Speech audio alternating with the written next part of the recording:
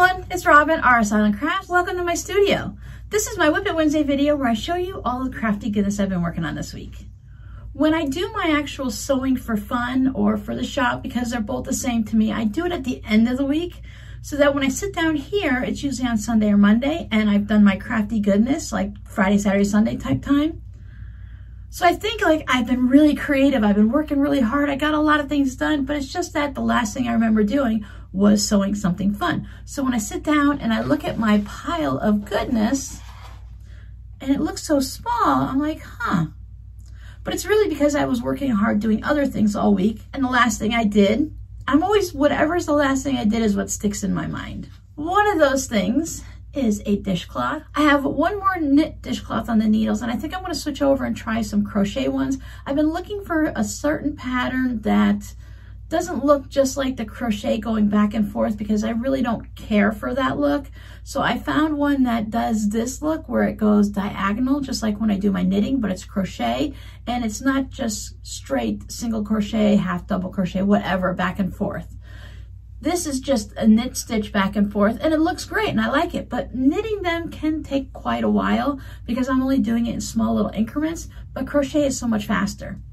The only difference is I'll have to see how it looks depending on what size crochet hook I use, but the knit ones are so flexible and fluent like this, and sometimes the crochet ones, if you do it a little too tight, they're a little bit rigid, which is great because those are great for scrubbing and cleaning, but I like something that's flexible, so when I'm doing the dishes or cleaning a glass or something and I have the strings hanging from this one still, the tail ends, I just like it to be a little bit more flexible.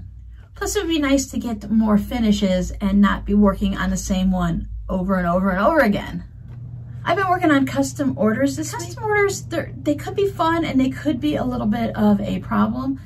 I haven't had any problems with my custom orders this week, and now that I say it, that is why my pile is smaller, because I recorded the videos and mailed out some orders already. I knew I was busier this week than I thought.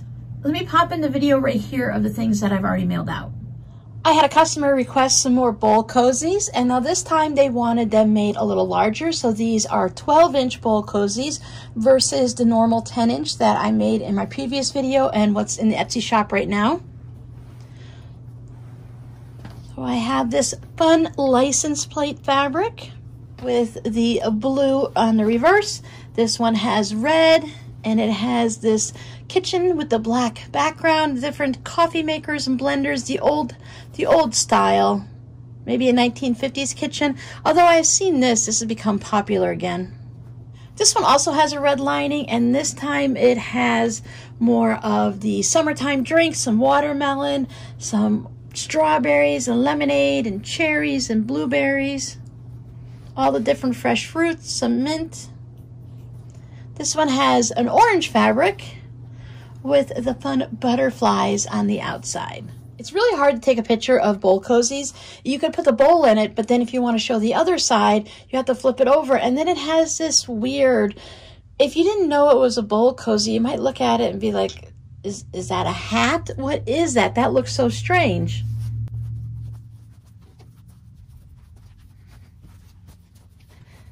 So most times when you see them photographed for a shop or something, they're stacked up like this and they alternate so you can see all the different fabrics, but they do look quite strange when just turned upside down. But bowl cozies are great. I use mine all the time, year round, not just in the winter.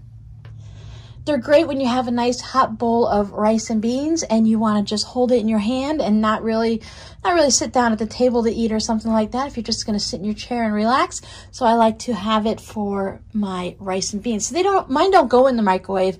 I don't microwave too many things. And when I have the rice from the rice cooker, it's really hot. It doesn't have to be just for microwave food. So when I have chili or soup right off the stove, then I go ahead and use that. So my bowl cozies never see a microwave at all. I do love working on zipper pouches. So here's a cute kitty cat fabric one. And on the inside, I just went with a simple white fabric. It's a white on white. It's got a whole bunch of flowers and swirls. It's another one of my Joanne favorites to choose. I really like a light color inside like a tote bag and stuff like that. Smaller pouches like this, you're not, look, you can't even put your whole hand in there. This is only like 4.5 inches tall, so I don't feel like having a dark interior on one of these is like having a dark interior on like a tote bag or something. But it's nice to have a white on white or a light color. Now it is fun to have a little quirky thing in there. So if you have one cat fabric on the outside, a fun cat fabric on the inside, or maybe some yarn or something, or mice, but it's kind of hard to always be able to do that. So it's nice just to have a good neutral to put inside the zipper pouches. I also made a couple cell phone cozies. One's with the little detachable handle strip on it, Velcro closure. And now these have a dark green batik on the inside, a batik on the outside. If you're putting your cell phone in here, you're not looking for your keys or your chapstick or something because it's a cell phone cozy. So I don't mind putting something dark on the inside. I love how this is the same fabric. It was just a lighter part of it from here. So I thought that was really fun to make the little flap look different, but it's the same fabric, which is one of the fun things about using a batik. I have this cell phone cozy also. This is another batik. This one's purples and blues. There wasn't any light or dark spots or nothing fun for the flap. And there's that. This is the color of the fabric on the inside, which would have been easier just to show that. Hello. I always make things so complicated. Detachable handle. I was looking at different cell phone ones that go this way, but as I was looking at them, they had a Velcro flap like this, and then you could still put the strap on and carry it. But I thought, why are they making this sound like it's such a fancy thing? The little flap is only like part way like this right here, so it doesn't cover everything, and it has a snap. Now I didn't put a snap on mine because I was thinking if your phone is in there and you snap it closed, aren't you having the chance of possibly, you know, breaking the screen or the screen protector or something on your phone? So I didn't put snaps on it because that didn't seem right to me. But if you do this, wouldn't you just go ahead and make this and call it the same thing? You could just as easily put your cell phone in here if I'd had a detachable handle on it, a little wrist strap, and you could put your cell phone in there. It wouldn't be any different. So it all depends on what you like. Some people like them to go this way, and some people like them to go this way. It all works. It's all personal preference. One of these, I feel like Sesame Street. One of these is not like the other. One of these just doesn't belong. I did a little test because this customer, their cell phone was bigger than mine. So I wanted to make sure I started larger. So I did my test one a little bit larger. So there would be plenty of room up top after the cell phone was in. And then I zoned it in to get closer to the size. Because sometimes when you're quilting things, they shrink down. So you really don't know if you start at a 10-inch square and you need it to be 9 inches when you're done. Did it shrink down to 8 7/8 or something on you? And for a pouch like this, it doesn't really matter. But if you want to actually fit your cell phone in it, it can be kind of important to have it the right size.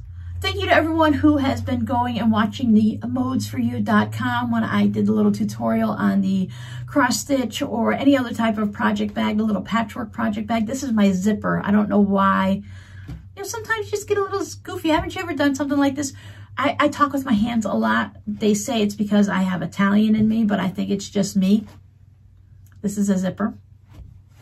Anyway, thank you guys for watching the video and going over to their website and checking things out. And for those of you that found something that you just had to have and you made some purchases, so far I've chosen 3 or maybe 4 winners, so I had to make some fabric postcards to send out to people.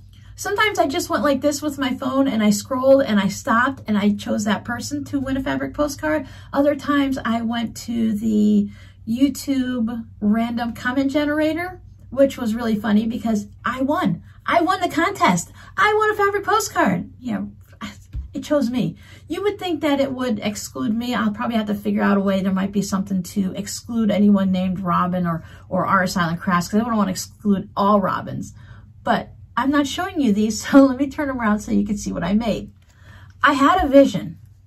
I had an idea, and I was going to take the scraps. These are the little triangle bits that I cut off from the binding. I was going to do this artistic thing where I had them and they were going to either be in a circle or they were going to make waves. But then I realized that my triangles are this big and my fabric postcard is this small. and there was no circle.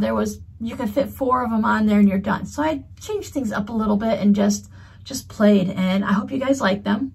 So I put the little giraffe guy in there. I turned all these into half square triangles. This one's a half square triangle, but it got cut off because your postcards are 4.5 by 6.5 and you only have so much room. And I wanted to make them a little bit different, so I added in some of the strips from when what did I do? How did I get these? I'm not sure what I did to get these strips. Sometimes when I go to square up the fabric, I'll cut it a little extra wide to get this. This might have been from when I was cutting the 2.5 inch strips and I just trimmed it down. I don't know.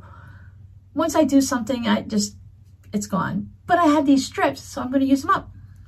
Again, I lost some of my half square triangles on the bottom, but I wanted to have the strips. And I used an orange thread to give it a little bit of a border. I went onto Google and I said, what colors go with yellow, gray, and orange? And they told me dark gray and this really nice cranberry color. And I thought that cranberry color, it was this, just as the shades were going through, that cranberry color looked really great, but I didn't have any cranberry colored fabric. I couldn't use like a light gray or anything because of the light gray in the fabric, and I didn't want to use like a yellow or orange because I'd lose those. So I went with this dark gray, and it's a fabric postcard. I think it came out okay. So each one is just its own little thing. It's just own little quirkiness, little scrap fabrics, all from the same fabric line.